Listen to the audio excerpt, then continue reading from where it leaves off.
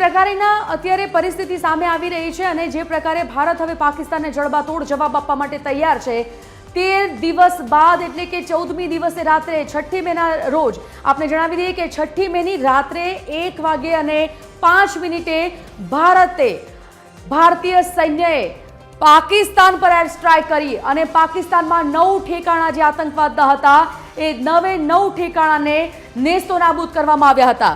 9 આતંકવાદી ઠેકાણાને નિશાન બનાવવામાં આવ્યા।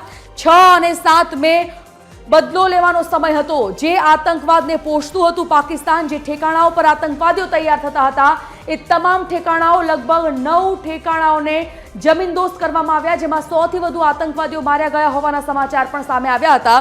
આપણે એ પણ જણાવી દઈએ કે ભારતે મુઝફ્ફરાબાદ, બરનાલા, તેહરા, કલાન, સવાઈ નાલા પર સર્જિકલ સ્ટ્રાઇક કરી હતી। એર સ્ટ્રાઇક કરી એલ મિસાઇલ છોડીને આ તમામ ઠેકાણાઓને ઉડાવી દેવામાં આવ્યા હતા। ઓપરેશન સિંદૂરમાં 100થી વધુ આતંકવાદીઓ માર્યા ગયા।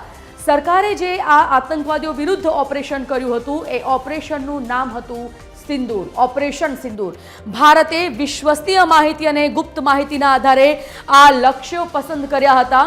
આ ખૂબ જ સરાહનીય ભારત સરકારની અને ભારતીય સૈન્યની કામગીરી, સમગ્ર દેશને ગૌરવ થાય તેવી ભારતીય સૈન્યની કામગીરી તે વખતે હતી।